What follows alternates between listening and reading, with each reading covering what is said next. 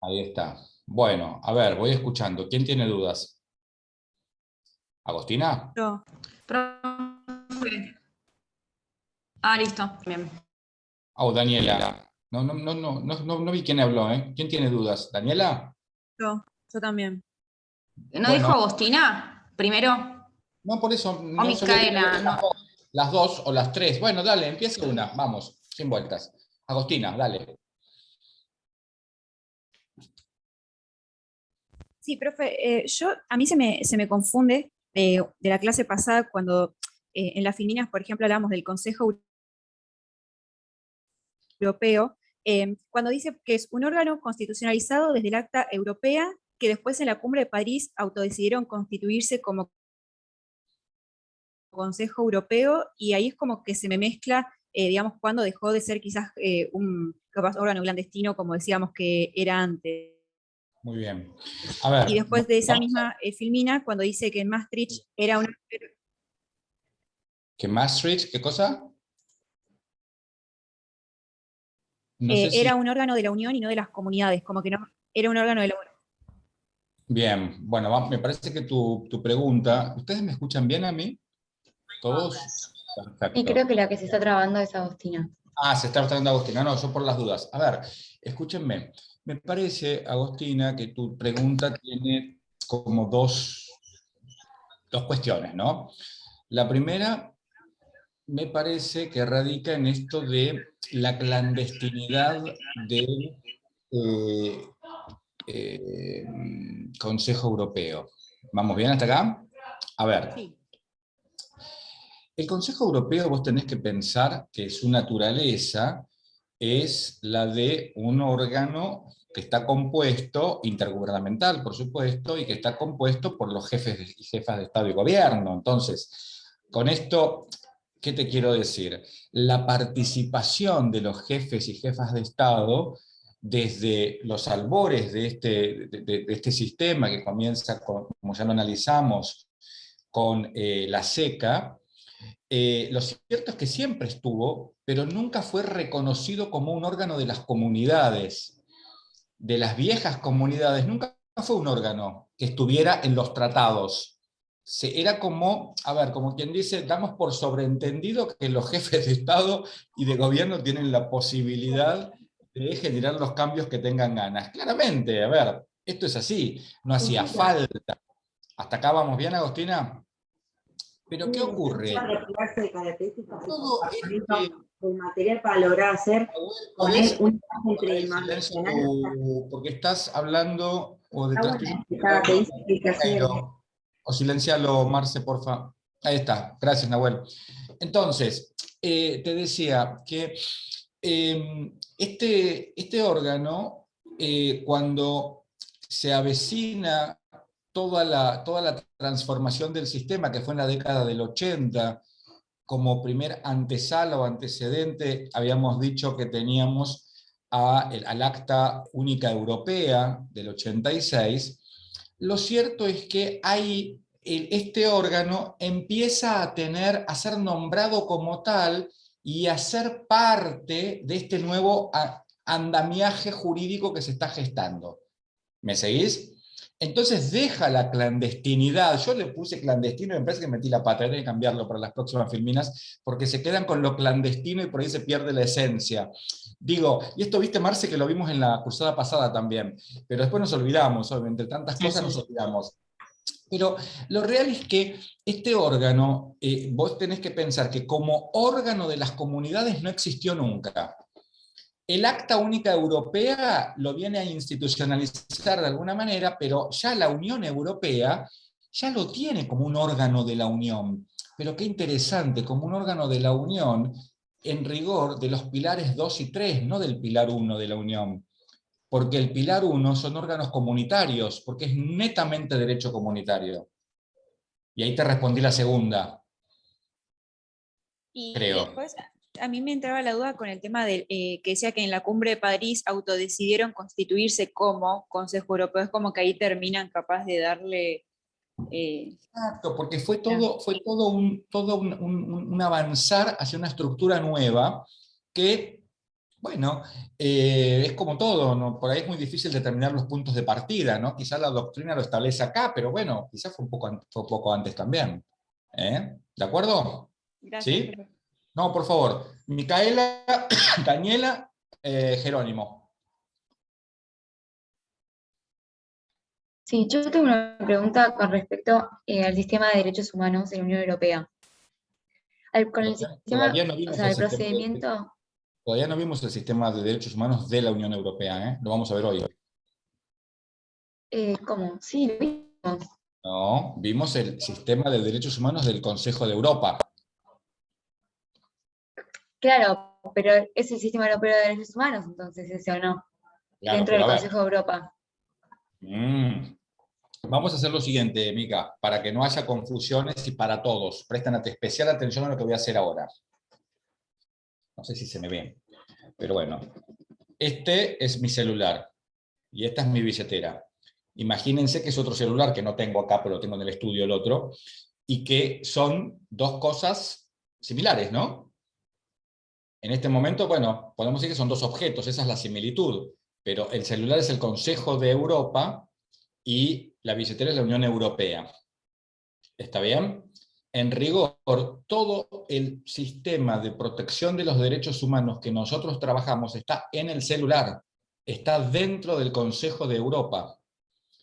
Y ahora vamos a ver hoy, cuando veamos fuentes normativas, que acá también hay otra cuestión en derechos humanos que todavía no conocemos, en la Unión Europea. Claro, el gran punto es que coinciden los estados, muchos estados son los mismos. Es como que algunos estados están acá y acá, acá y acá, acá y acá. Perfecto. Pero desde la subjetividad, una cosa es el celular, otra cosa es la billetera. ¿Va bien lo que digo? ¿Sí? A no confundirse eso. Son dos sujetos del derecho internacional diferentes. Son Y dos todo lo que objetos. vimos, perdón, se me Dale. corta y pensé que habías terminado, David. No, no te das drama, dale, dale. No, mi pregunta, o sea, el sistema que ya vimos, que es el del Consejo de Europa, es el del Tribunal Europeo de Derechos Humanos, el de la Convención Europea, Muy ese bien. sistema. Sí, Ok, perfecto. Ahí vamos bien. ok. Entonces, mi consulta dentro de ese sistema es en el procedimiento anterior, cuando existía la comisión. En el caso, o sea, en la diapositiva está el cuadrito, pero cuando lo quise pasar a texto, digamos, no lo podía entender bien. Tiene en la comisión, bueno, primero llegan a la solución amistosa, si no se llega, dicta la comisión el informe del artículo 31. Y mi duda es, cuando es entre Estado y Estado, el procedimiento es diferente a cuando es entre individuo y Estado. En ¿Es así? realidad, la distinción se arma de esta manera para que la entiendas. Claramente, una cosa es una petición individual de un individuo contra un Estado y otra es la interestatal, la de Estado contra Estado. ¿Sí? El punto es que hasta el informe del 31 estamos bárbaros en lo mismo. Llegó hoy el informe del 31 para un individuo y llegó el informe del 31 para una interestatal. ¿Vamos bien? Antes del protocolo 9, porque acá viene la gran cuestión, antes del protocolo 9, el individuo, a ver, la comisión, el 31 es un informe que establece recomendaciones. Entonces dice la comisión, bueno, el Estado debe hacer tal cosa, debe hacer tal otra, debe... ¿Bien? Son recomendaciones. Entonces, claro, son recomendaciones que el valor vinculante siempre se discutió. No vamos a entrar en eso ahora, pues entraríamos en otra materia. Pero lo concreto y cierto es que la comisión dice, bueno, dentro de los 3 meses, en el caso de un individuo, la comisión puede llevar el caso a la Corte, para que la Corte eventualmente dicte una sentencia y fortalezca sus recomendaciones, claramente. ¿Está bien? Pero si la comisión no lleva el caso a la Corte, dentro de los 3 meses se asume que se queda con el follow-up, se queda con el seguimiento del caso. ¿Vamos bien? Porque el individuo nunca hubiese podido llevar su caso ante la Corte Europea de Derechos Humanos. Esto recién lo puede hacer a partir del protocolo número 9. ¿Estamos hasta acá? Muy bien. ¿Qué pasa con la interestatal? Pues la interestatal, a diferencia de la individual, no es una decisión que queda en resorte de la comisión, sino que es una decisión que la puede asumir el Estado. El Estado puede llevar su caso a la Corte, y la comisión calladita la boca, no puede hacer nada. Si el Estado, ojo, la comisión también puede llevar el caso del Estado a la Corte, ¿se entiende? Pero la diferencia es que están legitimados ambos, mientras que antes estaba legitimado nada más que la comisión en relación al individuo. ¿Vamos bien hasta acá? En mérito de ello, entonces, la Corte dicta un fallo y por supuesto el fallo debe cumplirse, tiene carácter vinculante, de eso no hay ninguna duda. ¿Sí? ¿Te respondí, Mica? Sí, eso perfecto. Lo único, el detalle que no entiendo es esto. En la diapositiva hay como dos columnitas después del informe del artículo 31. El primero dice Estado o comisión, bueno, va a la Corte y la sentencia, que es el procedimiento que vendría a ser interestatal. Y del otro lado dice 3 meses, comité de ministros, decisión y ejecución. No entendí si ese es el procedimiento para individuos, o sea, para individuos contra estados, o No, si es igual. para ambos. O sea, no entendí la Cuando yo- división del dibujito nada más. Claro, claro, está bien, para ambos. Porque yo, si tengo un caso que pasaron los 3 meses, ¿sí? Y la comisión no lo mandó a la Corte, por lo tanto se quedó con el follow-up, ya sea de un individuo contra un Estado o de un Estado contra un Estado. Entonces, la comisión hace el seguimiento y si no obtiene el cumplimiento de las recomendaciones que dictó, la ejecución la hace el Comité de Ministros, al igual que la Perfecto. sentencia de la Corte. Ok, ¿Está bien? genial, ahora sí. Como que son Bárbaro. dos procedimientos distintos, o va a la Corte y hace sentencia y todo, Exacto, y eventualmente ejecución, o si no, queda en exacto, la comisión. Ok, exacto. perfecto. Pero ojo que siempre va a terminar en el Comité de Ministros si no hay cumplimiento. Porque el Comité de Ministros es el órgano político que se va a encargar de llevar adelante la ejecución de las decisiones de la Comisión y de las decisiones de la Corte. Perfecto. Ahora sí, perfecto, Bien. gracias. Daniela. Sí, profe, yo tengo una pregunta. No entiendo bien cómo es que o sea, cómo diferenciar bien las etapas del proceso de integración europeo. O sea, ¿cuándo dejaron de ser un mercado común para pasar a ser una unión económica y monetaria? O sea, yo estuve leyendo el manual de Soto y por lo que entendí, cuando se crea la Comisión Económica Europea a través del Tratado de Roma, en ese tratado lo que decía era que se plasmaba la idea de hacer un mercado común, pero, o sea, se había plasmado la idea de hacer un mercado común que debería haberse hecho, o sea, como que se habían puesto un plazo de 12 años, que sería hasta 1969, pero que en ese plazo en realidad ellos llegaron a hacer una unión aduanera. Y después con el Acta Única de Europa volvieron a plasmar esta idea del mercado común, pero no entiendo en qué momento pasó a ser la Unión Económica y Monetaria, o sea, si cuando... Monetaria sí es, o sea, cuando salió el euro como moneda única, pero ¿cuándo se terminaron de conformar? ¿Con el Tratado de la Unión Europea? A ver, en rigor, el concepto de mercado único y que se empieza a trabajar en Europa es de 1981 y queda como más fortalecido en un instrumento en el Acta Única Europea y se consolida con el Tratado de Maastricht. Maastricht viene a ser como el inicio del derecho comunitario europeo y consecuentemente está ahí en ese momento el concepto de mercado único sumamente fortalecido. ¿Cuándo empieza el mercado único? Va a depender del analista. ¿Está bien? Es con lo mismo que yo te pregunto, ¿y cuándo empieza el proceso de comunitarización? Y yo como analista te digo, empieza con Schuman, con la declaración de Schuman. Pero otro doctrinario, otro analista te va a decir, no, esto comienza cuando se dictan los primeros fallos del Tribunal de Luxemburgo y que tienen en cuenta Schuman. Bueno, digo, es como muy subjetivo. A mí me parece que, al menos yo rescato como de suma importancia que ustedes entiendan que al momento de constituirse como la Unión Europea, estábamos frente a un mercado único, ¿sí? Con unidad política y económica, pues si no es imposible hablar de derecho comunitario. ¿Está bien? Ahora, ¿qué pasó antes? Iba a ser motivo de análisis. Yo te plasmé en las Filminas que en el 81 ya se empezó a trabajar el tema, porque esto está documentado.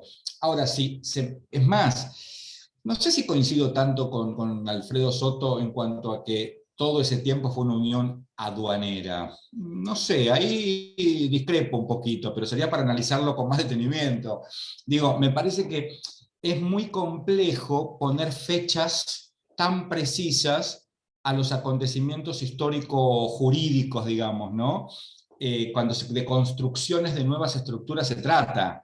Es como medio complejo. Pero bueno, sé que no te estoy respondiendo con la exactitud que quizá vos demandás la pregunta, pero quizá te estoy tratando de dar las herramientas para que vos puedas pensar esa respuesta, que no es tan exacta y que va a estar bien a cualquier posición que asumas. ¿De acuerdo? ¿Entendiste, Daniela, más o menos? Porque sé que es complejo lo que te Sí, sí, digo. sí. Perfecto, Bien. sí. Ok, excelente. Jerónimo. Sí, ¿qué tal? Muchas gracias. Mi pregunta es un poco volviendo a lo que han consultado al principio, que es, se me mezcla, la realidad es que se me mezcla el origen del Consejo de las Comunidades Europeas y la Comisión, eh, perdón, se me mezcla el origen de el Consejo de las Comunidades Europeas, ¿sí? La Comisión de las Comunidades Europeas y lo que después es la Comisión Europea y el Consejo de Ministros. ¿Son lo mismo? Son los continuadores. Son los continuadores, ok. Claro. Pues yo seguía las Filminas, hablábamos por un lado del Consejo de las Comunidades Europeas y después de la Comisión de las Comunidades Europeas, y después se mencionaba Comisión Europea y Consejo de Ministros. Entiendo que rellenan los mismos. Es lo mismo, exacto. Lo que pasa es que cuando se unificaron los ejecutivos, porque las comunidades comienzan primero gastando mucho dinero y cada comunidad tenía sus propios órganos. Y un día se dije, no, un minutito, acá tenemos que unificar, pues no podemos tener una comisión para cada comunidad, un tribunal para cada comunidad, un consejo de ministros para cada comunidad cuando son los mismos miembros. Entonces, seamos más lógicos, y esto se hizo. En el 61 se logra esto, ¿entendés? Entonces ahí te queda el comité y la comisión, que de hecho se extiende esto en rigor, se sigue trabajando y fíjate que se llega a la Unión Europea con un Consejo de Ministros y con una comisión. Es la misma estructura orgánica en ese sentido. Ok, son las que vienen de las tres comunidades. Exactamente. Por eso casualmente estos órganos tienen su trabajo fundamental en el primer pilar. Claro. Fíjense que a través de las preguntas que ustedes están haciendo, en algún sentido aparece la justificación didáctica de haber trabajado con los pilares, porque el primer pilar es casualmente, que forma parte de la Unión Europea obviamente, porque todo es la Unión Europea, pero esa división que yo les hice, en realidad no es una idea mía, no es que yo sea un genio, sino que lo tomé de la doctrina. A ver, marca que acá tienen ustedes la cosa comunitaria. Y esa cosa comunitaria claramente tienen órganos comunitarios que son los que ya nosotros trabajamos de conformidad al tratado que está vigente, esto es el reformado según Lisboa, y que ustedes ya han ido estudiando, por eso me hacen las preguntas que hacen. ¿Está bien? ¿Sí, Jerónimo? Ok. Y por último, bueno, entonces el Consejo Europeo, que es este órgano clandestino, ¿cuál es su origen? Bien, O hasta ahora la Comisión el Consejo y el Europeo, Consejo. escucha. El Consejo Europeo no tiene, acordate que se oficializó en la Unión, no existía antes como órgano de las comunidades, porque son los jefes de Estado. Y esta es la razón por la cual, casualmente, ese Consejo Europeo, ¿sí?, no es un órgano comunitario, sino que es un órgano, una institución dedicada al segundo y tercer pilar, que son de carácter intergubernamental, con influencia que ya analizamos en el primer pilar, pero no como órgano decisorio. ¿Vamos bien? Ok. O sea, es el órgano por el cual se aprueba, digamos, el acta europea, única europea. ¿No? Es el órgano que la aprueba, de hecho, obviamente, y ahí se viene ya a decir, che, un minutito, yo en toda esta nueva estructura que se está armando, no me voy a quedar afuera, quiero ser un órgano de esto nuevo. Claro. ¿Entendés? Ya van a dos conferencias internacionales y ahí dan lugar al Tratado de Maastricht. Exactamente. Y, Exactamente. perdón, y por último, la última de todas, el Parlamento Europeo, ¿de dónde data entonces? Que es el que De la- aprueba por su objetivo universal. el Parlamento Europeo, en realidad, ¿dónde está ubicado el Parlamento Europeo dentro de Lisboa, Jerónimo? ¿En el primer pilar, en el segundo o en el tercero? El primer pilar Exacto. En consecuencia, ¿de dónde viene? del Tratado de Lisboa, del principio de la Unión Europea. ¿Y de dónde viene el primer pilar? De las comunidades. Claro, El Parlamento ya existía en las comunidades. claro. Y se pasa a ubicar el primer pilar en lo que es el Tratado de Maastricht. Claro. ¿Sí? Hay una correlación directa entre la vida de las comunidades y el primer pilar. Ese es el motivo por el cual en las filminas ustedes tienen que el primer pilar está íntimamente relacionado con las comunidades. Profe, ¿Sí? o sea, siguiendo esta pregunta de Jerónimo, ¿eran los que se llamaban asambleas en las comunidades? Exactamente, la asamblea parlamentaria. Sí. ¿Ok? ¿Todos? Ok. Muchas gracias. Muy bien. Belén. Porque Agostina ya estás con la mano Sí. levantada, pero ya te respondí, o es otra pregunta. Es otra pregunta, pero Bueno, si entonces quiere que... un cachito. Dale, vamos con Belén y ahí vuelvo con vos. Sí. Profe, mi duda es la siguiente. Cuando en el 61, que creo que lo estábamos hablando recién, esto de que se dan cuenta de que empiezan a tener órganos innecesarios, entonces se unifica la comisión, que pasa a ser de las 3 comunidades, la que era del acero, la Comunidad Económica Europea y el Euratom, y el Tribunal de Luxemburgo, las controversias de los 3 empieza a resolver. Y con la Corte, con el Tribunal de Luxemburgo, digamos, es donde se fue creando de alguna manera lo que sería el derecho comunitario europeo, o sea, a partir de esa Corte. En O sea, realidad, que esto forma parte del esa proceso es de la- comunitarización. en realidad, la Corte, para la doctrina más calificada desde mi mirada, es la propietaria, entre comillas y muchas comillas grandes, del concepto del derecho comunitario europeo, porque es quien creó ese concepto a través de sus fallos. Cuando ustedes leen literatura en la materia española, francesa, inglesa, alemana, todos coinciden en esto. La Corte, digamos, el derecho, dicen las frases, podés resumirlo de esta manera: el derecho comunitario europeo tiene origen pretoriano. Ya está, ¿se entiende? Es decir, en la jurisprudencia de los tribunales de Luxemburgo. ¿Ok? Muy bien, muy bien. Agostina, y ya empezamos con la clase, si no... Sí, Estamos- disculpe, son dos No, consultas chiquititas. dale. Una que era relacionada a lo que estaba justo comentando el compañero, que cuando estábamos hablando de la Comisión Europea, usted comentaba que no sé si el poder normativo está relacionado a la internacionalidad o a la intergubernamentalidad del pilar 2 y 3, y de paso le consultaba si, digamos, lo que sería el poder legislativo, ejecutivo y judicial, los 3 estarían en el pilar 1, digamos, para... Claramente, como lo dijiste, es... Ah, ok. O sea, ¿está relacionado el poder normativo con los dos, con el internacional y...? Ah, Claro. ok. Y una relacionada al recurso de anulación y de omisión, para entender, digamos, los sujetos que podían llegar entonces en esos dos recursos eran cualquiera, digamos, particulares, estados y organizaciones, dependiendo obviamente de lo que se trate, ¿no? ¿Cuál es el primer elemento que tiene que tener un sujeto para estar legitimado a hacer una petición de nulidad? De nulidad. Sí. A ver. Chicos, por favor. ¿Cuál es el primer?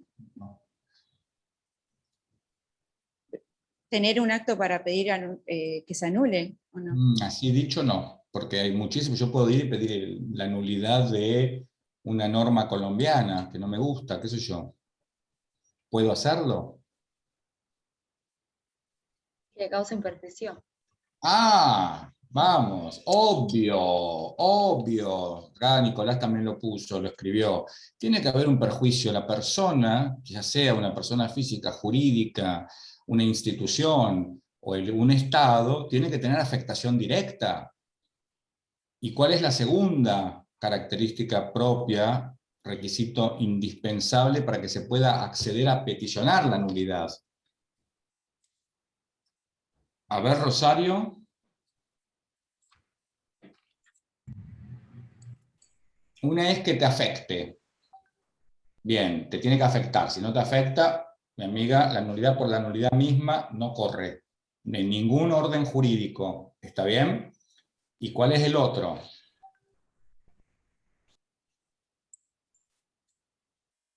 Chicos, yo tengo gente que se está por recibir acá, ¿eh? ¿Un vicio? Eso sería ya, tendríamos que analizar ya la cuestión, pero ¿qué es lo que no puede pasar? Porque si pasa eso, chao, no podés pedir la nulidad. ¿Haber agotado la vida interna? No. Que esté Estamos hablando de prescripta, ¿Cómo? A ver, Brian. que esté prescripta la acción. No. Que tenga legitimación para hacerlo. Bueno, ¿y cuándo? Tomás, a ver, ¿y cuándo tenés legitimación? Ahí vamos, a ver. Ya dijimos, uno, tenés que estar afectado directamente por la nulidad que querés obtener. Y la segunda, ¿Estar en plazo? nada. Eso es una cuestión estrictamente formal que depende de cada ordenamiento procesal, te lo va a determinar o no. Pero en principio sí, pero bueno, no es eso. Pero hay algo en que todos los ordenamientos procesales se ponen de acuerdo, lógicamente, sin haberlo siquiera discutido, por una cuestión de sentido común.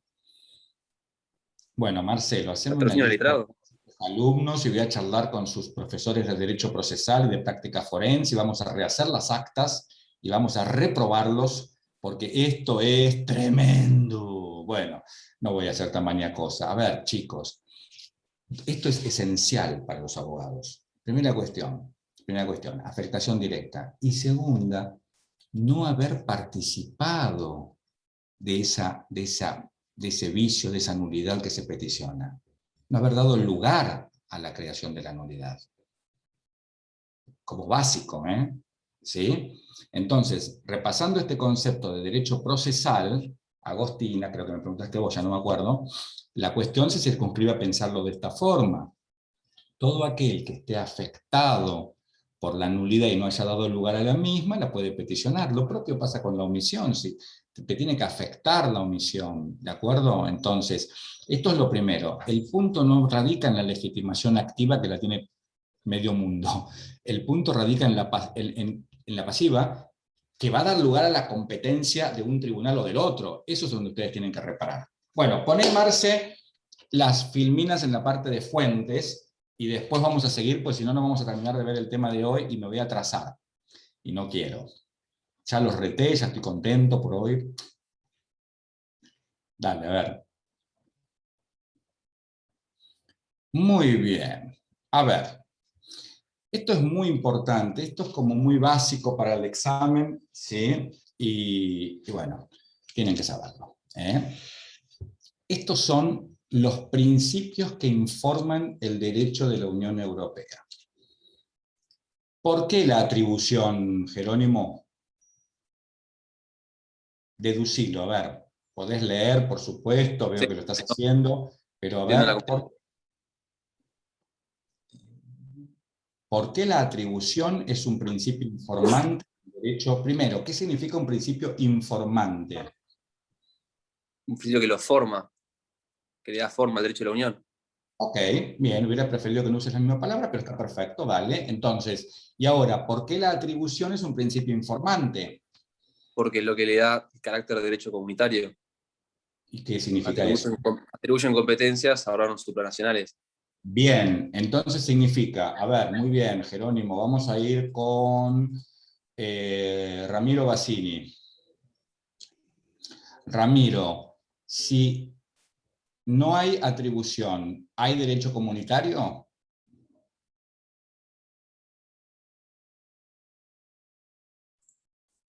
Ramiro Bassini. Sí, perdón. Buena pregunta. Si no hay atribución, ¿hay derecho comunitario?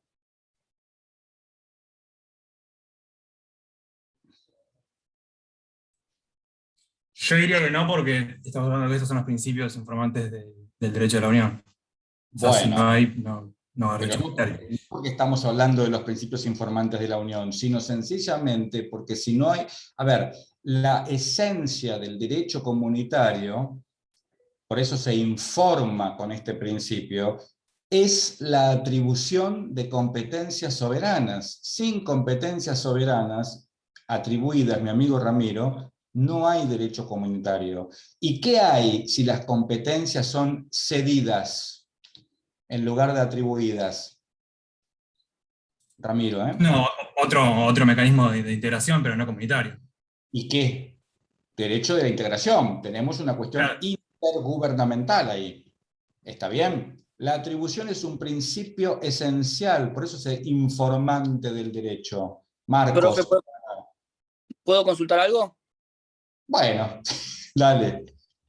No, porque dijimos, porque recién preguntó lo de sesión, lo de entre iguales, que es una sesión, dijo derecho de integración, pero no dijimos que el derecho de integración era cuando es delegación. No. En el derecho de la integración no hay delegación, hay cesión. La delegación está dentro del derecho interno. Por ejemplo, el Poder Ejecutivo delegó en la FIP la capacidad de hacer todas las actividades que hace la FIP. Ok, perdón. Siempre de un superior a un inferior, mientras que la cesión es entre iguales, ¿de acuerdo? Y la atribución hacia arriba. ¿Ok? Muy bien. Entonces, ¿todos siguen este pensamiento? Muy bien. Entonces, la atribución es uno de los principios informantes, no cabe duda. Otro, la subsidiariedad. ¿Qué sucede acá, Brian? A ver, si me puedes explicar, Brian Cairo. Chava, que iba a decir Brian, me lo imaginaba, no sé por qué. Creo que eso era por lo que habíamos visto, o sea que no, o sea, siempre era subsidiario porque no aplicaba directamente, o sea, primero, por ejemplo... Pensá bien, escuchá, mirá lo que dice acá. Dice, la Unión, no leí. En los casos que no sean de su competencia exclusiva, solo intervendrá cuando los objetivos no puedan ser alcanzados por los Estados miembros. ¿Sabes qué significa esto? Viste que yo les expliqué a ustedes el concepto de los pilares, el 1, el 2 y el 3, y les dije también que el pilar 1 se puede ensanchar y los 2 y 3 se van a hacer más finitos. ¿Recuerdan esto? Muy bien. Sí, sí. ¿Qué significa esto? Que de todo el conjunto de competencias soberanas, mi amigo Brian, la Unión no los tiene todos, tiene algunos. ¿Vamos bien? Entonces, ¿qué ocurre? El principio de subsidiariedad le permite, ¿sí?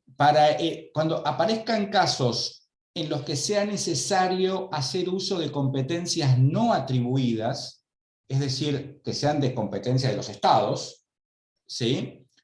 Pueda intervenir. Y esto es una excepción. Y puede hacerlo y tomar decisiones sobre esas materias cuando los objetivos de la propia Unión no puedan ser alcanzados por los Estados miembros. Es como una excepción. Y esta excepción, que es el principio de subsidiariedad, como principio informante del derecho de la Unión, implica que cuando los Estados no pueden, entonces la Unión asume las competencias no atribuidas en nombre de los Estados y actúa. Pero esta actuación subsidiaria necesariamente tiene que ser proporcional. Y acá aparece el tercer principio informante, que es el de la proporcionalidad. ¿Sí? Digamos que esa toma de competencias no atribuidas, temporales por cierto, para la Unión, o por la Unión, no pueden exceder lo necesario para alcanzar los objetivos de los tratados. ¿Entienden? Sí, pero si se excede, ¿a quién puede reclamar? A la nada misma. Perdóname. Si se excede en esta atribución, ¿no? Y no es una respuesta proporcional la que da, no hay a quién reclamarle, porque Bueno, ahí tenés las acciones de nulidad, las acciones de omisión, tenés las acciones ante el tribunal. ¿Cómo no hay nadie para reclamar? Sí que tenés. ¿Entendés, Brian? Es ahí cuando la Unión tiene que demostrar que su accionar era necesario en pos de que los estados no podían y, bueno, para no excederse, digamos. Exactamente, exactamente. Está bien, por eso esto es fundamental. ¿Está bien? Profe, Ustedes tienen que entenderlo bien. Sí. profe, esto era el principio de subsidiariedad que le venía a poner freno a los poderes implícitos que tenía. Exactamente. Ahora se empieza a relacionar todo, tal cual. ¿Bien? ¿Todos vamos bien hasta acá? Sí, pero una pregunta. Entonces, ¿la proporcionalidad qué vendría a ser? ¿Como una limitación a las competencias no exclusivas? Exactamente. Escuchá, Santiago, si yo soy Unión y vos sos Estado, y vos como Estado, por alguna razón, no estás cumpliendo con lo que tenés que cumplir, yo digo, no, mira, yo voy a tomar la competencia que vos no me diste, flaco, porque no estás haciendo las cosas bien. Pero no puedo ir más allá de lo que necesito para cumplir el fin. Eso es lo proporcional. Perfecto. ¿De acuerdo? Excelente. ¿Alguna otra duda sobre esto? Perdón, eso que acaba de explicar de proporcional es de la mano con subsidiariedad, o sea, son... Es que ahí van, claro, muy bien, Fernando. Es como la cara y la contracara. Claro, sí o sí tienen que estar las dos. Sí o sí. Si hay una, está la otra. Y la otra consulta... Sí, perdón. No, dale, perdóname. Dale. No, y la otra consulta, o sea, que eso lo entendí, pero es, la Unión interviene, y después que se ve convalidado tácitamente por los estados, o sea, no... Quien tenga que reclamarte, escúchame Franco, quien tenga que reclamarte de los tribunales. Eso, claro, si nadie reclama, quedó convalidada el accionar. Sería Claro. así. No ha pasado que la Unión tomara competencias no atribuidas en forma desproporcional. No conozco yo casos que haya sucedido. ¿Está bien? Son muy cuidadosos en eso. Porque esto tiene que ver con el orden público de la Unión. ¿Estamos? Muy bien. Marce, ¿pasamos a la siguiente? Muy bien. Entonces, fíjense acá, después vamos a hablar de los actos legislativos y actos no legislativos, pero para seguir con el impulso que venimos antes, acá nosotros tenemos que las fuentes obligatorias de la Unión las tenemos como enmarcadas, vieron que tiene dos flechitas, ¿no? Que sería el derecho originario y el derecho derivado. Esto ustedes ya son expertos, ya lo saben, pero lo importante de esto es que la existencia de este distingo relacionado con el principio de atribución, subsidiariedad, y proporcionalidad, nos trae un principio nuevo, que es el principio de jerarquía. Porque el derecho comunitario está por encima de los derechos constitucionales de cada uno de los estados. ¿Sí? Entonces, la pregunta ahora para mi estimado colega Bautista, que lo vi recién por ahí. Bautista. Sí. Esto está... ¿Cómo estás? ¿Bien? Todo bien. Qué suerte. Esto que acabo de decir, está relacionado con el monismo y el dualismo, ¿no?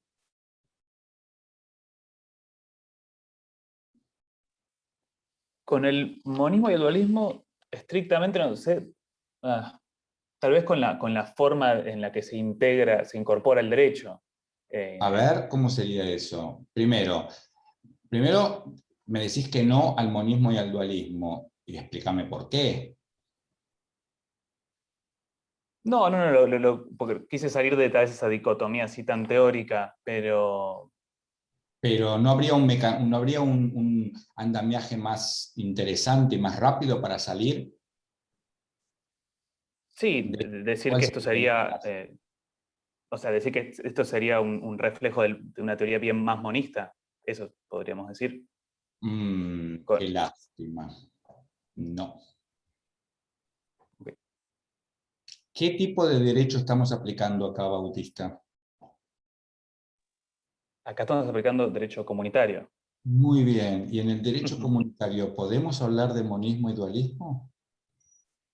No. Claro, no, porque no es derecho Ahí está. Y quería preguntarle a alguien que está en internacional para que podamos aprender todos. Esto, acá no se puede hablar de monismo, dualismo, porque esto es derecho comunitario. Es una nueva estructura jurídica.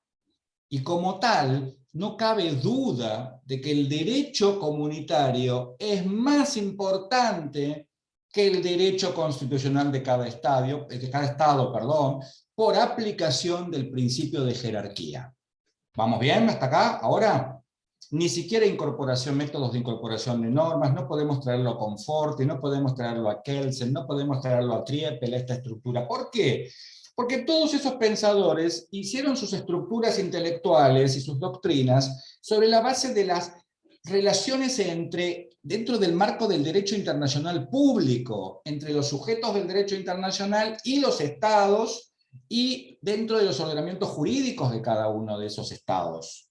¿Está bien?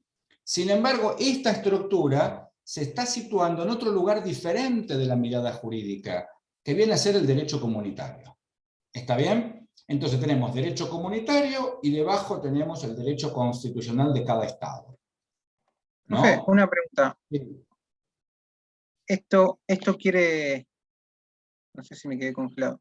Esto quiere decir que si llega a haber un conflicto de normas entre la constitución de uno de los estados parte y algún tratado del derecho de la Unión, prevalece el derecho de la Unión, o sea, el derecho comunitario. Por supuesto, por supuesto. De hecho, España tuvo que modificar su constitución para ingresar a la Unión, para ingresar a las comunidades. España no ingresa sin modificar su constitución, porque hay que adaptarla al derecho de la Unión. ¿Vamos bien ahora? ¿Entienden todos? Muy bien. Entonces, el derecho originario se conforma con los tratados fundacionales. Vamos a ir ahora a ver a Bárbara Weinberg. Bárbara, fíjate esto, dice acá, el derecho originario se conforma por los tratados fundacionales, la Comunidad Económica Europea y la Comunidad Económica del Carbón y del Acero, ¿no? Perdón, de la energía atómica, esto es el Euratom. Y normas derivadas de la SECA. ¿Y por qué no está la SECA acá? Esto está mal, hay que hacerlo de vuelta, Marcelo, ¿eh? ¿Es así, Bárbara? Yo leo acá que dice tratados fundacionales sea normas derivadas de la SECA. Sí, dice normas derivadas de la SECA, pero no dice el tratado de la SECA, como dice arriba.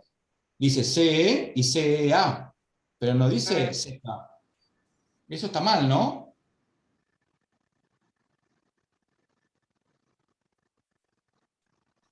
¿Vos qué opinás, Santiago? ¿Está mal? Porque Bárbara está dudando ahí, ¿eh? A ver, Santiago. Santiago Rojo. No, creo que sí, que está mal. Está mal. Marcelo, nos acaban de decir que nos equivocamos. ¿Vos lo aceptás? ¿Estás seguro que nos equivocamos? Claro, si fuera un error lo aceptamos, obviamente, ¿no? Si No, jamás, eso jamás. Pero acá no hay ningún error. Pero, profe, ¿cómo normas derivadas de la SECA? ¿No sería eso el derecho derivado?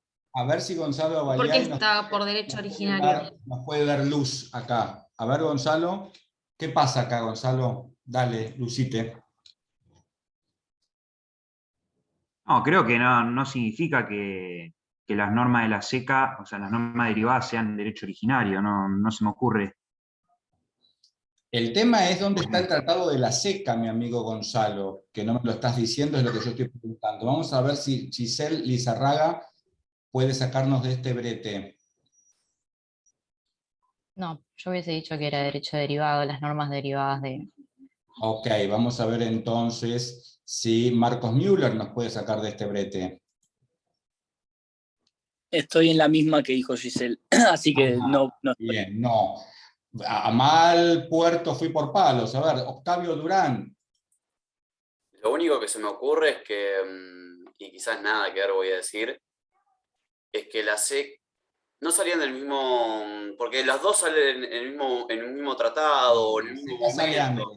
La SECA es del 51 y CE y CEA son del 57. Paso entonces.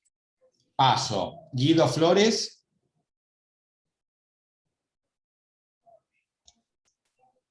Recién me sumo y no estoy muy en tema. No estás muy en tema. Bueno, Felipe Bosch.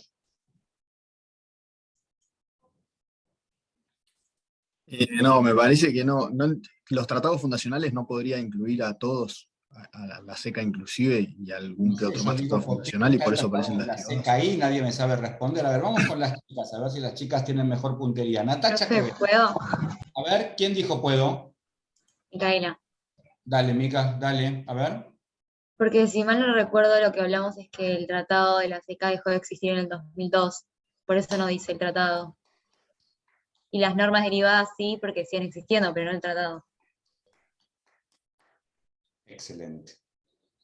Lo dije en clase. El tratado de la SECA es el único tratado que se le dio un límite temporal y se estableció que tenía vigencia por 50 años.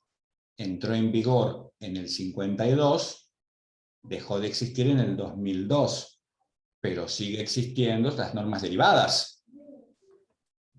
¿Entienden? Por eso no está ahí. Muy bien, sigamos entonces. Más sus modificatorias. El Acta Única Europea, Tratado perdón, de una pregunta. Yo no entiendo ahí, ¿por qué las normas derivadas siguen existiendo y no el tratado originario? O sea, ¿cómo el tratado originario no le daría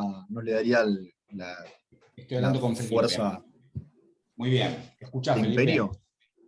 No. En el ámbito del derecho internacional público, de conformidad a lo que dispone la Convención de Viena sobre el derecho de los tratados del 69, que en realidad es un precepto tomado de la costumbre internacional, los tratados pueden celebrarse con límites temporales. Digamos, en realidad, ¿cuándo nace un tratado? Cuando se firma, cuando se abre la firma, cuando entra en vigor, lo determina el tratado. Perfecto. ¿Cuándo deja de existir el tratado? Porque se van todos los miembros, porque se agota el objeto, ponele, o una razón de que deje de existir es que los propios contratantes hayan dicho, che, este tratado va a tener una vigencia de tanto tiempo. Cuando transcurre ese tiempo, el tratado deja de existir como tal, no existe más. ¿Entendés? Es como que, no sé, como que se murió el tratado, para decirlo de alguna manera. Pero las normas que se dictaron dentro de esa comunidad que era la SECA, siguen vigentes. Y se toman, y son normas del derecho originario. ¿Me seguís? Sí, o sea, lo entiendo, pero el tratado no es el que le dio la legitimidad a aquellas normas, porque, por ejemplo, no sé, dijo quién podía dictar esas normas, por ejemplo. Vos no te olvides, Felipe, que en el año 61 se unen los ejecutivos. Entonces, en rigor, cuando la comisión, ponele, dictó una norma en los términos de la SECA, la comisión no es de la SECA, es de las 3 comunidades. Y así con todos los órganos. ¿Me seguís? Sí, sí. Entonces, no hay razón para pensar que si se cae el tratado, se cae todo. El tratado dejó de existir sencillamente porque así se acordó. Y en cumplimiento de los acuerdos previos, el tratado debe dejar de existir, más no las normas derivadas. ¿Está bien? Está bien, perfecto. Muy bien. No, por favor. Luego tenemos el Acta Única Europea, los tratados de Maastricht, Tratado de Ámsterdam. Acá en realidad está mal redactado. Tratado de Maastricht, Tratado de Ámsterdam, Tratado de Niza, Lisboa y la Carta de los Derechos Fundamentales. Y presten atención con esto, la Carta de los Derechos Fundamentales. La Carta de los Derechos Fundamentales es una norma que aparece en el año 2002 en el marco de la Unión, si mal no recuerdo, con carácter declarativo. Cuando uno analiza la Carta de los Derechos Fundamentales, que se llamó Carta pero tenía carácter declarativo, lo cierto es que no es más que una ampliación muy bien hecha, muy bien ayornada, de la parte que reconoce los derechos del Tratado de Roma del 50. ¿Me siguen? Pero ¿qué ocurre? Esta norma, la Carta de los Derechos Fundamentales, que primero no tenía carácter vinculante, pero después de Lisboa pasa a ser una norma vinculante, y nada más ni nada menos que originario, permite a los tribunales aplicar su normativa como norma originaria. Pero no tiene un sistema de peticiones individuales o interestatales como tiene Estrasburgo. ¿Vamos bien hasta acá? ¿Entienden eso? Bien, el silencio lo doy por sí.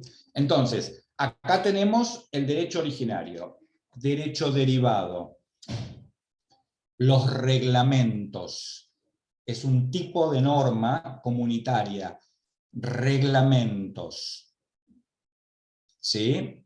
Por ejemplo, en materia de política agrícola común, las directivas tiene que ver con la armonización de legislaciones, ahora vamos a verlo más en detalle, y las decisiones, regulación de empresas.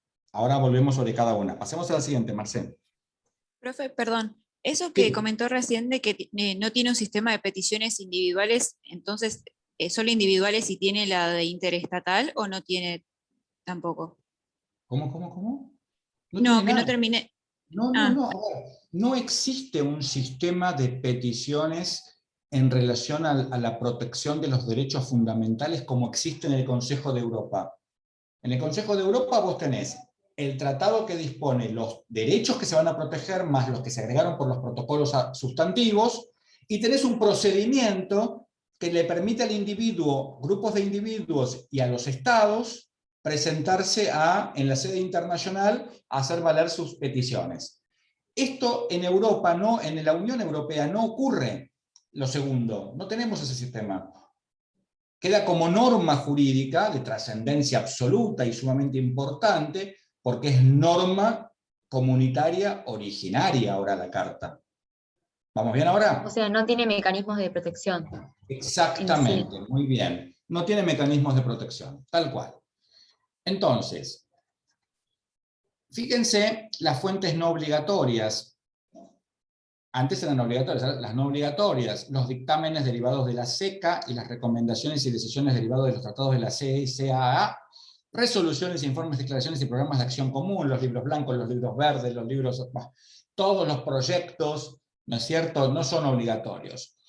Hay un pensamiento doctrinario que tiene que ver con la naturaleza jurídica de los reglamentos del régimen interno, que es lo que usan los funcionarios de la Unión, ¿no? Para los funcionarios de la Unión dentro del trabajo. Y las decisiones que no tienen destinatarios son considerados por la doctrina como actos sui generis y tienen carácter obligatorio. Obviamente, si hay normas, por ejemplo, vos trabajás para el Parlamento Europeo y hay normas relativas a conducta, derechos, obligaciones, etcétera, son obligatorias, pero no son ni decisiones, ni son reglamentos, ni son directivas, son normas sui generis. ¿Está bien? Para la doctrina. Pasemos. El derecho supletorio, derecho internacional público y el derecho nacional de los estados, fíjense, ¿no? Supletorio, principios generales del derecho, la costumbre y la doctrina científica. Entonces esto nos permite llegar a la conclusión de que el derecho comunitario está formado por un conjunto de reglas que determinarán la organización, las competencias y el funcionamiento de la Unión Europea. Conforme jurisprudencia de los tribunales de Luxemburgo, origen pretoriano del derecho comunitario, el derecho de la Unión constituye un orden jurídico propio, distinto al orden jurídico internacional y distinto al orden jurídico interno de cada Estado. Es una nueva formación jurídica. Pasamos a la siguiente. Fíjense entonces, el derecho comunitario importa un orden que está destinado a conseguir un proceso de integración, a través de la atribución de competencias, por supuesto, ¿bien? Si bien tiene su origen en unos tratados fundacionales, va a ser ampliamente desarrollado por las normas que emanen de las instituciones, claramente. A diferencia de esto, el derecho internacional público es un orden que se funda esencialmente en la idea de cooperación y es un derecho esencialmente convencional. Esto es de igualdad, de acuerdo, de acuerdos. Pasemos a la siguiente, ahora vamos a volver sobre las... Muy bien. Y acá... Esto es muy importante. A ver. Deja de compartir pantalla un segundo, ya vamos a volver a esto, Marcel. Muy bien. Entonces, acuérdense, esto es muy importante. Los reglamentos son normas generales que los estados, digamos, son políticas de acción que determina el poder legislativo, parlamento y consejo. El caso más claro es la política agrícola común, y que todos los estados tienen obligación de cumplir automáticamente, ni bien queda publicado en la Gaceta Oficial, Boletín Oficial, a los 30 días tienen que cumplir. Normas que baja la Unión, son reglamentos. ¿Está bien? ¿Cuál era la otra norma? Decisiones. Decisiones. ¿Y la otra? Las directivas. Muy bien. Las decisiones son parecidas a los reglamentos, pero ¿saben cuál es la diferencia? Que las decisiones, el Poder Ejecutivo, los órganos comunitarios, dan los lineamientos para que los estados adecuen su derecho interno al derecho comunitario. Entonces, por eso se llama que son las normas de la armonización. ¿Qué significa esto? Que los estados, una vez que se publica en el boletín oficial, a los 30 días, tienen que empezar a trabajar para modificar o adecuar su legislación a los parámetros de esas decisiones. ¿Entienden? Esto va a tener una relevancia fundamental porque tiene que ver con la alegación, tiene que ver digamos, el efecto, porque en este sentido tienen que entender ustedes que los reglamentos tienen efecto directo, pero las decisiones no. Porque las decisiones, para que se dé cumplimiento con una decisión, primero los estados tienen que armonizar sus legislaciones. Y acá quiebro un poco este principio que veníamos trabajando al inicio de la cursada, que sostenía que el derecho comunitario tiene efecto directo siempre. No, no siempre, a veces. ¿Entienden esto? La distinción. Perdón, ¿lo podés repetir, por favor? Marcos, ¿entendimos? Sí, justo. ¿Lo podría repetir, por favor? Lo de las decisiones. Pero quería ver si había una duda, porque Marcos tenía una cara que pone él cuando está como, intentando desarrollar la idea, y digo, a ver si no se queda en la mitad de camino. A ver. Tenía entendido que entonces que la directiva es lo que tiene relevancia fundamental por el efecto directo, y a partir de ahí surge que las decisiones tienen no un efecto directo, sino que dependen de esa armonización. A ver, los reglamentos, estamos hablando de reglamentos y decisiones, no de directivas todavía. Pero en el PDF decía que en las directivas era lo de armonización de legislaciones. Perdón, no, de vuelta. Que en el PDF estaba anotado que en directivas iba armonización de legislaciones. No, que yo mezclé perdón, son las directivas, correcto. Okay. Resoluciones, ¿sí? Y, reglamentos y directivas. ¿Está bien? Sí. Bueno, sí. A ver. Son iguales, similares, se parecen. ¿Vamos bien ahora, Jerónimo? ¿Cuál es la diferencia? O sea que las directivas...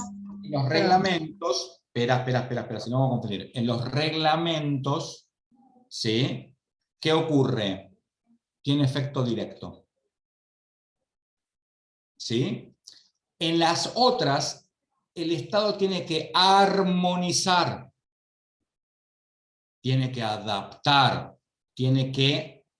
Para eso se dictan las directivas, para la armonización. ¿Vamos bien? O sea, el efecto directo entonces es reglamentos, no directivas. Exactamente. Los reglamentos tienen efecto directo, nada más. ¿Está bien? Por eso, esto es importante entenderlo. Vamos un segundo, Marce, a la filmina, la última que estábamos viendo, que interrumpimos medio minuto. Profe, ¿le hago una consulta? Espérame medio minuto, medio, ya vamos, medio. Vamos a esa filmina, Marce, porfa. Porque ahí se va a entender mejor esto.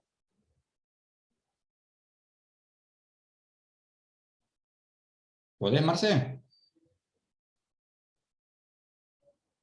Acá estoy. Vamos a la última filmina, esa que interrumpimos, ¿viste? Así. Bien, entonces, fíjense. Primacía. Bien. Todas tienen primacía. ¿Por qué tienen primacía todas, Felipe?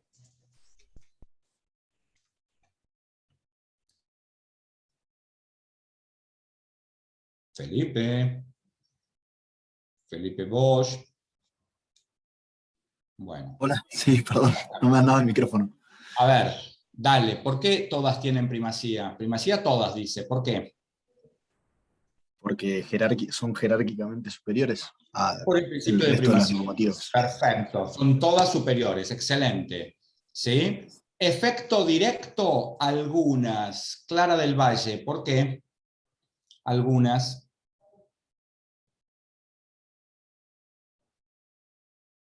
Estás muteada. Estás hablando y no te escuchamos. Seguís muteada.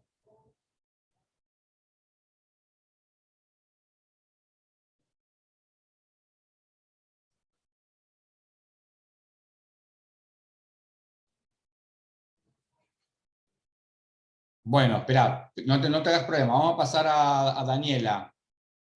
Daniela Bota, ¿podés vos? No, Clara, no se te escucha. Estás muteada. A ver, Daniela, ¿vos podés? Efecto directo, algunas. Porque, como dijo recién, solamente, por ejemplo, los reglamentos se hacen obligatorios directamente. No todas. Por ejemplo, las directivas no. Exactamente. Aplicabilidad directa. Emilce, de la Horra. Algunas. ¿Cuál tiene aplicabilidad directa?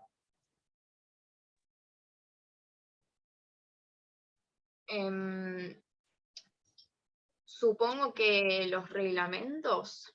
Claro. ¿Y posibilidad de alegación? Todas. Pues No, las directivas son las que sí las tiene que incorporar o sea, exactamente. Pasemos a la filmina anterior, Marce. A la anterior. Perdón. La anterior, una más, una más. Profesor. Una más, un minutito, ahí voy. Ahí vamos, quédate ahí. Sí, ¿quién me habla? Yo, ¿qué es alegación? Cuando vos alegás una norma, es que la invocas. ¿Sí? Muy bien. Fíjense. Reglamentos, política agrícola común, directivas, armonización de legislaciones, decisiones, regulación de empresas. Las decisiones tienen más un corte individual, tienen más un corte, ¿no es cierto?, que es específicamente para algo determinado. Acá el introito está entre los reglamentos y las directivas. ¿Sí? Acá voy a hacer un paréntesis y voy a dar un consejo sano para el examen. Tienen que hacerse un cuadrito y colgárselo ahora en el techo para mirarlo todas las noches ante el examen. Normas del Mercosur, normas de la Unión, para no confundir los nombres. ¿Está bien? ¿De acuerdo? Esto es importante. Esto ya cerré el paréntesis y después lo seguimos charlando. Entonces, a ver, seguimos para adelante con las filminas. Creo que ya terminamos con este tema. Una pregunta. Espérame medio minuto, ya estoy, Mica. A ver, esta es la última, ¿eh? Es la última. Perfecto. A ver, quédate un poquito. Mica, dale. No, mi pregunta es respecto a las decisiones. Como vimos que los otros tenían aplicación, o sea, efectos directos, primacía y aplicabilidad, ¿las decisiones cómo son? ¿Cuáles son las características específicas? Las decisiones tienen efecto directo porque son hacia una empresa, por ejemplo. Son de corte individual, en consecuencia tiene todo. Efecto directo, por supuesto, la podés alegar, por supuesto, no me acuerdo de los otros dos ítems que tocamos en las filminas. La aplicabilidad directa y la primacía, bueno, todas. Primacía es. Tal cual, tiene todo. ¿Sí? Porque es para una empresa, entonces claramente es inmediato. ¿Sí? Muy bien. Y bueno. Con respecto a la alegación, sí. Mi pregunta es la siguiente. Si el Estado, por ejemplo, las directivas, si el Estado no adecua en su legislación, ¿cómo es que tienen posibilidad de alegación por parte de los individuos que forman ese Estado, que están dentro de ese Estado? Pero lo que pasa es que la norma existe, el punto ahí, vos podés alegar cualquier norma, después el juez te va a dar lugar o no. Eso va a depender de muchas circunstancias, por ejemplo, cuánto tiempo pasó desde la publicación del boletín oficial, de qué se trata, si el Estado pudo haberlo hecho o no, si tuvo el tiempo, etcétera, etcétera. Vos pensás algún caso, por ejemplo, no sé, de una directiva que no se haya cumplido y decís, bueno, pero el Estado no hizo nada y pasaron 5 años. Bueno, a ver, entonces hay que buscar la manera de que efectivamente se cumpla, por decirte algo, ¿sí? Exagerado incluso. ¿Bien? Claro, gracias. No, por favor. Germán, ¿me querés hacer una pregunta? No sé si quedó respondida con lo que hablamos. Sí, más o menos. Igual me surge una duda. En el caso del ejemplo que hablábamos hoy de España, que tuvo que adecuar su constitución para entrar a la Unión, ¿sería a través de una directiva o es otro caso? A ver, cuando no, es algo diferente, porque el Estado que pretende ingresar no está obligado a cumplir las directivas y los reglamentos y las decisiones, sino hasta que entró. No es miembro todavía. Porque no es miembro. El punto es que para entrar tiene que cumplir ciertos estándares, que están dados básicamente por el derecho originario. ¿Entendés? Ok. Muy bien. No, por eso era mi duda. Como no era miembro, si esa directiva, si fue a través de una directiva que pudo modificar, o era otro caso, que en este caso, bueno, ya está respondido, era otro caso porque no era miembro de la Unión en ese caso. Exacto. Bueno, a ver, ¿alguna otra duda? Profe, yo tengo una consulta respecto al derecho originario. En uno de los manuales, que es el de Soto, dice que, a pesar de mencionar todas las normas que aparecen en las filminas, dice que se consolidan en lo que es el TUE, el Tratado de la Unión Europea, y el TFUE. Mi duda es, ¿por qué no aparecen en las filminas estos dos tratados? ¿Qué cosa? No te entiendo. No, que el autor, Soto, dice que este derecho originario, que son los tratados constitutivos de alguna de las comunidades, y bueno, los tratados que fueron modificando a dichos tratados constitutivos, se consolidan en el TUE y en el TFUE. Y es como que de alguna forma reduce el derecho originario a estos dos tratados. La pregunta es, para el parcial, ¿se debe memorizar o se debe acordar todos estos tratados constitutivos que son de la comunidad? Te cuento, necesariamente, porque ahí Alfredo Soto, en rigor, hace una síntesis muy interesante, porque lo cierto es que Lisboa, tal cual lo charlamos la clase pasada o la anterior, está compuesto por dos tratados, el TUE y el TFUE. El TUE es el Tratado de la Unión Europea, el TFUE el Tratado de Funcionamiento de la Unión Europea. Pero vos tenés que entender, Franco, que en rigor Lisboa no sale de un repollo. Lisboa es la consecuencia de los tratados anteriores. Entonces, claramente, los tratados anteriores están, si vos me decís, mirá, en el parcial, me estás dando el parcial, me decís, mirá, desde mi mirada, el derecho originario, el derecho comunitario originario europeo está conformado por el Tratado de Lisboa, en cabeza del TUE y del TFUE, y por la Carta de los Derechos Fundamentales, la Carta Europea de los Derechos Fundamentales. Yo te tengo que decir que está bien, porque tengo que entender que vos comprendés que dentro de Lisboa están en realidad los tratados de Maastricht, Ámsterdam, Niza, están todos incluidos, porque en rigor es una modificación. ¿Está bien? Lo que pasa es que yo didácticamente, como un mecanismo de aprendizaje, prefiero que vos aprendas que todos estos tratados hoy consolidados en el TUE y en el TFUE efectivamente son el derecho originario. ¿Sí? Más la Carta de los Derechos Fundamentales. Está muy bien la observación, está muy bien. Sí, perfecto. No, pasa que justo me había chocado semejante choclo de tratado y en el manual aparecían dos nomás. Yo dije, claro, porque en realidad el TUE y el TFUE es Lisboa, pero el TUE y el TFUE tienen todos los demás adentro. Sí, claro, sí, obvio. ¿De acuerdo? Bueno, muchas gracias. Muy bien. Sigamos adelante. Pero, profe, perdón, pregunta. Si yo digo, por ejemplo, menciono todos los tratados, el de Maastricht, el de Ámsterdam, el de Niza, bueno, y el de Lisboa, y digo el de Lisboa, ¿también no se entiende que dentro del de Lisboa está el TUE y el TFUE? Por supuesto, yo no te voy a preguntar cuáles son las partes del Lisboa. Si vos me lo querés contar, contámelo. Ahora, si vos me mencionás solamente a Lisboa y la Carta de Derechos Fundamentales y me obligás a mí a preguntarte cuál fue la evolución de Lisboa, que te lo voy a preguntar. ¿Se entiende? No está mal el pensamiento de Alfredo Soto, por Dios. Yo lo comparto incluso, pero a los fines didácticos me alejo un poco. Bien, sigamos. Jerónimo, te veo muy preocupado, diciendo cómo voy a llegar a entender todo esto para dentro de 2 semanas nada más. Este tipo lo voy a odiar para el resto de mi vida. Bueno, a ver, ¿qué podemos hacer por ti? Dale, larga las dudas que tengas.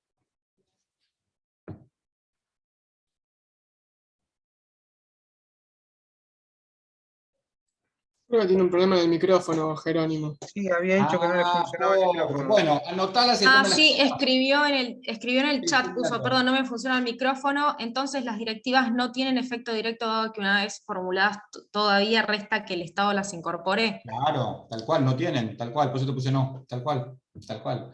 Muy bien, bueno, a ver, ¿alguna otra duda? Bueno, ustedes saben que... Profe, perdón, yo sí. Algo de la clase pasada que no pregunté porque no entendí al final qué era esto del poder normativo o la función normativa de la comisión. No entendí por qué, por qué hay una diferencia con la función legislativa y qué es en definitiva el poder normativo que tiene la comisión. El poder normativo tiene que ver con la capacidad de dictar normas que no necesariamente tienen que ser de carácter comunitario, ni son leyes. ¿Está bien? En términos para que lo podamos entender. Por eso se habla del poder legislativo y del poder normativo. Es como a veces es necesario tener el poder normativo. Todos lo tienen. De hecho, por ejemplo, el Parlamento, cuando dicta las normas que va a aplicarse para el funcionamiento interno de la institución, es poder normativo, no es poder legislativo. Porque está dirigido a determinadas personas y a determinadas situaciones en particular.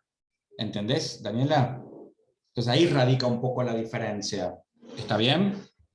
Pero no entiendo por qué decía, la Filmina me acuerdo que decía que la comisión, no me acuerdo específicamente si decía que no tiene poder normativo, pero lo hace. O sea, ¿cómo que no, pero lo hace? Porque en realidad la función de la comisión es estrictamente de carácter ejecutivo. Pero muchas veces en su rol de ejecutivo necesita hacer uso del poder normativo y lo hace, pero no es lo habitual. ¿Sí? No es lo habitual. Muy bien. Ustedes saben que un tercer eje de Europa que tenemos que abordar necesariamente en el tiempo que nos queda, vamos a llegar, porque lo vamos a dar así un poco más rápido, tiene que ver con la defensa. ¿Sí? ¿Se acuerdan que empezamos cuando vimos el Consejo de Europa? Lo analizamos en virtud de los aspectos políticos y jurídicos, y sociales, perdón, políticos y sociales, un poco representando la jurisdictio como, ¿no es cierto?, manifestación soberana. Cuando vimos la Unión Europea, comunidades y luego Unión Europea, digamos, el tema lo manejamos ahí desde la moneda, desde la competencia soberana de la moneda, ¿no es cierto?, lo económico. Y ahora nos falta la defensa. Entonces, como otra manifestación económica que habíamos dicho que íbamos a trabajar. Esto, ustedes imagínense Europa en el escenario tremendo bélico como territorio, tuvo una primera guerra, provino luego una segunda, luego vienen Naciones Unidas, y Naciones Unidas con, digamos, el leitmotiv de proteger la seguridad y la paz internacionales, ¿no? Este es básicamente el principal objetivo de Naciones Unidas. Lo cierto es que, ¿qué se hace en Europa? ¿Qué se logra? Se logra conformar la OTAN. Pero la OTAN tiene, que este es el punto que a mí más me interesa explicar, y después lo van a leer ustedes solos con unas filminas que Marcelo les va a facilitar. La OTAN, en realidad, tenía que ver con una cuestión más política, ¿no es cierto?, de buscar un aliado político. En ese momento, Francia estaba solicitando préstamos al Plan Marshall de Estados Unidos, accedía. Claramente, la idea era intentar aliarse de una u otra forma, pero había que, a ver, ¿cómo lo explico? Había que sortear un obstáculo del derecho internacional. Y en este caso era el capítulo 8 de la Carta de Naciones Unidas. ¿Por qué? Porque el capítulo 8 de la Carta de Naciones Unidas permite a las regiones conformar subregiones. Por eso existe la OEA, por eso existe el Consejo de Europa, la Unión Africana. A ver, estas subregiones, o regiones podemos decirle también, digamos, continentales, ¿a qué dan lugar? El capítulo 8 dice, bueno, los estados pueden armar organizaciones internacionales regionales, pero estas organizaciones no pueden hacer uso de la Fuerza Armada, salvo si tienen la autorización del Consejo de Seguridad. Este tema se presentó muy claro cuando Estados Unidos, en el ámbito de la OEA, se empieza a discutir por imposición de Estados Unidos, ¿qué hacemos con la rebelde de Cuba? ¿Qué hacemos con Cuba? Vamos a intervenir la Cuba. Fue la idea que surgió en el ámbito de la OEA. Claro, algún inteligente, que la verdad que no sé quién, porque hace mucho que no leo ese tema, dijo, che, no podemos. Porque para intervenir con la Fuerza Armada a Cuba como región, en virtud del capítulo 8 de la Carta, necesitamos la autorización del Consejo de Seguridad. Y papá Rusia, mamá Rusia, de Cuba, lo va a bloquear con el veto. Entonces no podemos, no nos va a dar la autorización el Consejo de Seguridad. ¿Entienden? ¿Cómo terminó esa historia? Cuba expulsada. Chao, excluida de la OEA, y terminó el problema, en principio, al menos formal, así lo terminó la OEA. El continente europeo dijo, no nos conviene hacer algo regional si no podemos usar la Fuerza Armada, y si precisamos, sí o sí, acudir al capítulo 8. Por el capítulo 8, porque el Consejo de Seguridad no nos va a dar la autorización porque están los enemigos acérrimos, son miembros del Consejo de Seguridad. Entonces se conformó la OTAN. La OTAN se conformó entre Canadá, como estado diferente, y estados europeos como Francia, pero de una manera muy interesante se conforma la OTAN, porque se conforma, insisto, para que en caso, después se incorporó Estados Unidos. En ese momento Estados Unidos no participó porque, según la Constitución norteamericana, es el Senado el que tiene que autorizar este tipo de tratados. Y el Senado en ese momento no dio el aval. Más tarde ingresa Estados Unidos a la OTAN, ¿sí? Y efectivamente se conforma una organización que podía hacer uso de la Fuerza Armada en el caso de que fuera necesario que hubiera una tercera guerra mundial, básicamente para tironearla a la Unión Soviética, ¿está bien? Porque esta es la realidad, ¿sí? Claro, a ver, los estados del oeste, para decirlo de alguna manera, algunos estados europeos, Canadá, Estados Unidos, conforman la OTAN, 10 puntos. Pero la URSS, ni lerda ni perezosa, en el 55, ¿qué hace? Equilibra esta cuestión con el Pacto de Varsovia. Hace algo similar, pero de aquel lado, digamos. Entonces, en rigor, desde el punto de vista de la defensa, de una u otra manera quedó equilibrado para ese fin que se creó. Lo cierto es que cuando cae el muro de Berlín y cuando cae la URSS, Varsovia deja de existir, pero la OTAN se perpetúa. Y la OTAN hoy sigue existiendo con sus objetos digamos, con el objeto de creación totalmente cambiado y hace intervenciones, quizá con fines diferentes, que no voy a evaluar en este momento, porque entraría en otra materia, pero que quiero que ustedes entiendan simplemente estos fines, y para eso Marce les va a dar las filminas, ¿no, Marce? Ya la subí al campus. Perfecto. Que tenemos para que ustedes puedan trabajar solamente esos aspectos, porque es muy amplio el tema de OTAN y no es el objetivo del curso que ustedes sean expertos en OTAN, sino que tengan estos lineamientos que se dan para que puedan ver en las 3 esferas cómo Europa se levanta de todo este desequilibrio que se genera en virtud de las consecuencias de las guerras mundiales, teniendo Europa como territorio, ¿no? Como escenario de guerra. ¿Bien? Muy bien. Y para terminar hoy, en los 9 minutos que nos quedan, les voy a contar algo que tiene que ver con Asia. Ustedes saben que Asia es el único subcontinente, ya les expliqué que ni Europa ni Asia son continentes, pero vamos a decir que sí lo son, para que nadie se enoje, pero la realidad es que no lo son. Asia es el único continente, subcontinente, como le queramos llamar, que no tiene una organización regional de carácter internacional. No tiene una unión de estados asiáticos o organización de estados asiáticos como la OEA o un consejo de Asia como tiene Europa. No tiene. Pobres asiáticos, ¿no? ¿Por qué será? ¿Qué creen ustedes? ¿Por qué creen que Asia no tiene? A ver, Marcos. Supongo yo que las dos potencias más grandes, que son China y Japón, no tienen las mismas ideologías. Se me ocurre. Entonces quiere decir que desde tu mirada es por un tema ideológico. ¿Cómo? Desde tu mirada es por un tema ideológico. Ideológico o político, claro. Ajá.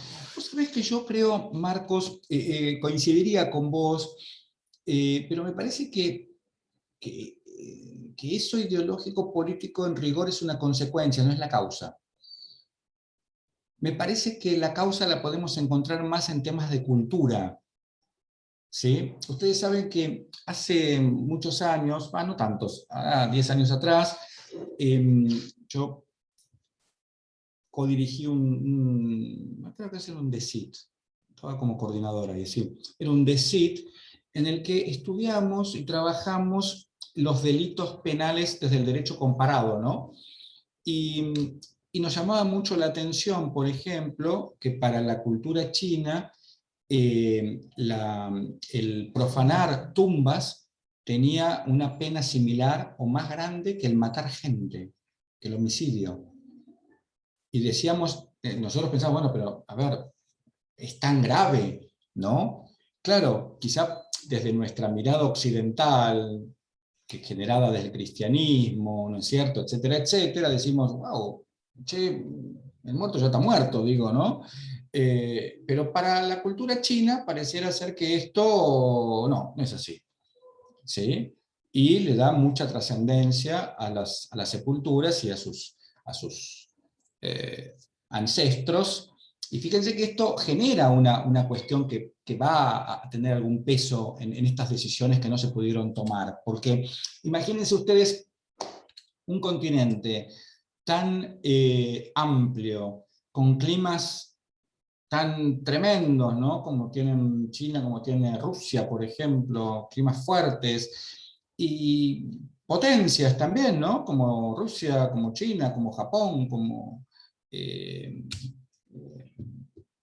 Corea, ¿no es cierto? Versus como la India, ¿no? ¿Por qué no la India, digamos? Con aparte la cantidad de habitantes, 1.300 millones de habitantes, la India y China por ahí anda ahora, digo, wow. Poco espacio para toda esa gente, ¿no? Con un estado como Bangladesh, que no sé si saben que existía. Yo me enteré cuando empecé a estudiar todo esto. Sí, bueno, digamos, chiquitito, ¿no? Y en Bangladesh anda a hablar de derechos humanos. Tienes que ser muy valiente por ir a Bangladesh diciendo derechos humanos porque vas a aparecer muerto en una laguna, porque es así. Bangladesh no permite las ONGs. Cuando vos querés armar una ONG en Bangladesh por derechos humanos, no te las abren y no sé si vas a seguir vivo. O un estado como Camboya. Fíjense qué interesante Camboya, ¿no? Camboya, en su constitución, antes de la última reforma, en la constitución permitía la pornografía infantil en los hoteles internacionales. Entonces vos tenías como el booklet, ¿no?, del hotel, decías, bueno, a ver, laundry, cooking, ¿verdad? Oh, pornografía. Oh, tremendo, ¿no? Como toda la oferta dada. Después avanzaron y modificaron y sacaron de los hoteles internacionales, pero en los hoteles nacionales y locales está permitido todavía. Entonces, claro, vos decís, pero bueno, esos padres que permiten que sus hijos se prostituyan, sus niños se prostituyan, y no justifica nada, ¿no? Pero explica.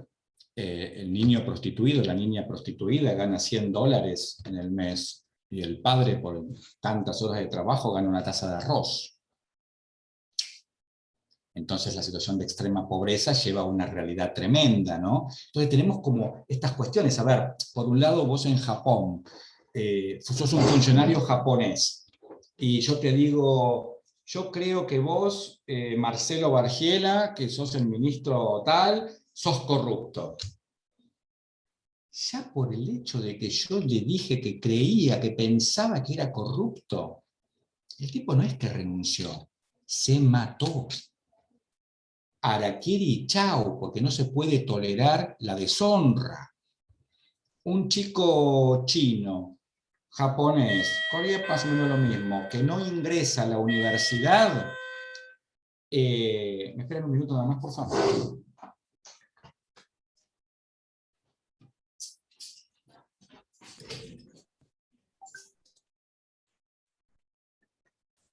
Ya que estamos, aprovecho la pausa para recordarles que el viernes lean el laudo 4 y el laudo 7 todos. Ya que ninguno se ofreció a hacer el trabajito, léanlo todos. Por si a Ricardo se le ocurre preguntar, estén atentos. ¿Está bien? Ok.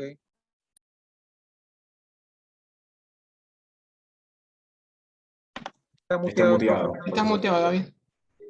Ahí ya no estoy más muteado. Bien. Entonces, les decía, esta realidad es tremenda. Una joven que no ingresan a la universidad, destierro. No existe el fracaso. Entonces, esta cuestión que Marcos señalaba, en realidad, está más, atendé que esto bueno, está más relacionado con un tema de culturas tan, ¿no es cierto?, contrapuestas, y a su turno con riquezas y pobrezas también tan contrapuestas, que esto genera imposibilidades al momento de pensar en la integración. ¿Entienden? Esto genera serios problemas. Es un tema estrictamente cultural. No es lo mismo. Vos andás a confundir, siéntate niña, vos confundí un chino con un japonés. Sos hombre muerto. ¿De acuerdo? Tremendo confundir un chino con un japonés. Espantoso, ¿no es cierto? Bueno, pero esto no es simplemente por dónde naciste, sino por la cultura que está detrás del uno y la cultura que está detrás del otro. ¿Entienden? Todo esto se los dejo para pensar, porque ahora vino Santina, que le tengo que dar clase de inglés, porque tiene que rendir un examen el jueves, y me lo vas a probar, ¿no? Sí. Muy bien. Así que tenemos que estudiar unos verbos. Gente, buena semana. Escríbanme cualquier cosa. La idea mía es, esta clase que viene, del martes, vamos a charlar sobre terminar con Asia y África, y ya terminamos la materia, y dejar la otra clase que tengo, que me parece que tengo una clase más antes del parcial, para repasar todo lo que vamos a ver en el parcial, sin perjuicio de la clase de repaso anterior al parcial, como siempre hacemos, y demás, y demás, y demás, y los mimos que ustedes necesitan para sentirse contenidos y no desaprobar la materia. Es como ¿Okay? que haría dos clases de repaso, sería, básicamente. Claro, tenemos mejor. La clase que viene vamos a terminar con Asia y África. La siguiente, que sería la última clase del martes, anterior al 30, que es el 23 parcial. de noviembre. Claro, vamos a repasar todo, así que ahí tienen que traer dudas y demás, y demás, y demás. Y luego, el día 29, si el examen es el 30, el lunes 29 vamos a dar una clase de apoyo como para que el día anterior al examen traigan dudas. ¿Les parece bien? Una última pregunta antes de que los despida. ¿Cómo vamos con los trabajos de las orientaciones? Marce, ¿ya te tienen que entregar? El 15 tienen que entregar tanto los que son de jerarquía como lo de las orientaciones. Hoy me llegó el trabajo de uno que tiene que ver con jerarquía, que es el de Lautaro Lorenzo. Sí, Después no me llegó más nada. Yo les cuento una cosa, chicos. Yo sé que en el portal, y en realidad lo que correspondería sería que yo reciba todo en dvillarreal@derecho.uba.ar, ¿no? Pero la realidad es que el mail institucional de la Facu lo abro, no como abro el del estudio, que lo tengo permanentemente abierto. Entonces, hoy pispié y vi el mail de este alumno que había mandado su trabajo, y dije, lo voy a retar porque no me lo mandó para el estudio, pero al fin y al cabo me tengo que retar yo, porque yo tendría que recibir en ese mail y verlo, pero bueno, la realidad es que no lo veo. Entonces mándenmelo al del estudio, gente, que va a ser más fácil, lo voy a ver en el acto y lo voy a andar corrigiendo lo más rápido que pueda. ¿Sí? Octavio, te veo un poco desanimado. ¿Sentís que es mucho lo que tenés para...? No. Cosas personales, no pasa nada, está todo muy bien. Ah, bueno. Ya se van a mejorar, todo mejor, amigo, todo mejor. Obvio que sí. Muy bien. Gente... Yo tengo una pregunta, una última. Dale. Para el lunes, ¿tenemos que entregar el trabajo y el video también o el trabajo escrito? Trabajo y video. Ok, perfecto. ¿Ok? Muy bien, gente. Goodbye. Nos vemos Para el viernes. Gracias. Para el viernes, nos vemos. Hola.